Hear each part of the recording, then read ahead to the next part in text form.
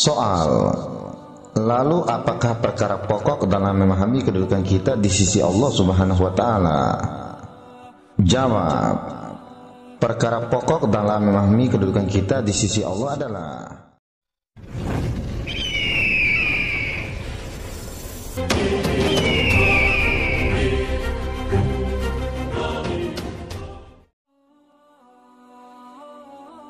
Bismillahirrahmanirrahim. Assalamualaikum warahmatullahi wabarakatuh. Pada kesempatan kali ini, aku ingin mengajak kalian untuk mengetahui kedudukan kita di mata Allah saat ini, di ketika ini atau hari ini dan detik ini. Bagi yang menemukan video ini, termasuk mereka yang telah mendapatkan rahmat dan hidayah dari Allah Subhanahu wa Ta'ala. Karena yang akan kita bahas sekarang ini adalah kedudukan kita di sisi Allah Subhanahu wa Ta'ala. Soal, bagaimanakah caranya apabila kita ingin mengetahui kedudukan kita di mata Allah saat ini? Jawab, jika kamu mau mengetahui kedudukan kamu di sisi Allah, lihatlah di mana kamu didudukan. Rasulullah SAW bersabda, barang siapa ingin mengetahui kedudukannya di sisi Allah, hendaklah dia melihat dalam hatinya bagaimana keadaan Allah pada sisinya. Karena Allah mendudukan hambanya menurut ukuran si hamba itu mendudukan Allah pada dirinya. Allah Subhanahu wa Ta'ala berfirman dalam hadis qudsi yang artinya, aku adalah sebagaimana sangkaan hambaku, maka hendaklah dia menyangka dengan apa yang dia kehendaki.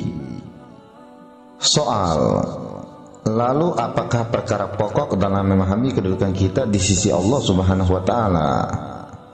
Jawab, perkara pokok dalam memahami kedudukan kita di sisi Allah adalah dengan melihat bagaimana keadaan hati kita terhadap Allah Subhanahu wa Ta'ala. Contohnya sebagai berikut. Silakan kalian perhatikan hal ini baik-baik, agar di saat ini juga kalian tahu posisimu atau derajatmu atau kedudukanmu pada Tuhanmu. Jika hati kita lalai dari mengingati Allah, maka kedudukan kita adalah hamba yang lalai. Jika hati kita kuat bergantung kepada amal, maka kedudukan kita adalah ragu-ragu dengan jaminan Allah Subhanahu wa Ta'ala. Jika hati kita kuat bertajrid, itu tandanya kita didudukan hampir dengannya. Jika kita sabar menghadapi ujian bala, itu tandanya kita didudukan dalam golongan pilihan. Jika kita ridho dengan apa juga takdir Allah, itu tandanya kita didudukan dalam kumpulan yang diistimewakan.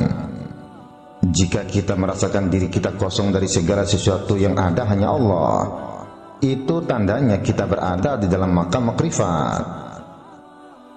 Jika kita merasa senang dengan syariat yang dibawa oleh Nabi Muhammad SAW, itu tandanya kita orang Islam. Jika gemetar hati kita bila mendengar peringatan kepada Allah dan mendengar ayat-ayatnya dibacakan, itu tandanya kita seorang mukmin. Jika sifat benar sebakti dengan kita dalam segala keadaan, itu tandanya kita seorang muhsin. Jika kita menjalankan perintah Allah dengan tepat, bersungguh-sungguh meninggalkan larangannya, itu tandanya kita seorang muttaqin. Jika kita merasa akan kehadiran Allah pada setiap ketika, itu tandanya kita seorang muqarrabin. Dan jika kita merasakan wujud diri kita lebur di dalam wujud mutlak, itu tandanya kita seorang arifin. Jika kita gemar menangis dalam mengingat Allah, di samping melihat bala dan nikmat, senang dan susah, sehat dan sakit, penolakan dan penerimaan, dan segala perkara yang bertentangan tidak lagi berbeda pada penglihatan mata hati kita, itu tandanya kita dikuasai oleh cinta Allah Subhanahu wa Ta'ala. Jika apa saja yang kita hadapi memperlihatkan wujud Allah, itu tandanya kita baqa atau kekal bersama-sama Allah. Lihatlah di mana kita didudukan, disitulah kedudukan kita di sisi Allah Subhanahu wa Ta'ala. Dan ketahuilah pula olehmu, kedudukan manusia di sisi Allah itu bergantung juga pada kadar derajat ilham darinya. Jika kamu dihadapkan pada dunia, Allah tengah menjatuhkanmu dalam kehinaan. Bila kamu disibukkan oleh makhluknya, Dia tengah memalingkanmu darinya. Dan ketika kamu diarahkan pada amal soleh, Dia tengah menolongmu. Di saat kamu dibukakan pintu ilmu, Dia memang menghendakimu. Jika kamu dibukakan sebuah pintu untuk munajat kepadanya, itu tandanya Dia ingin mendekatkanmu. Dan bila kamu dihadapkan pada sebuah bala, itu tandanya Dia ingin menunjuki kepadamu tentang kemurahannya dan kekuasaannya. Dan ketika kamu dipalingkan dari rencana dan target-target dalam hidupmu, itu tandanya Dia ingin menjaga adab.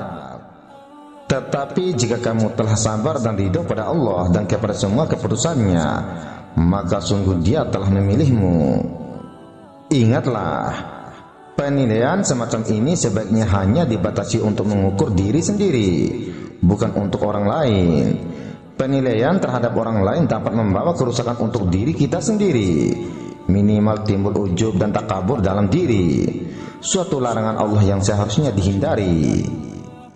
Dan ingatlah, jangan pernah kalian tinggalkan zikir, walaupun dirimu saat berzikir tidak khusyuk bersama Allah, karena lupamu kepada Allah saat tidak berzikir itu lebih berbahaya daripada lupamu kepada Allah saat berzikir kepada Allah Subhanahu wa ta'ala.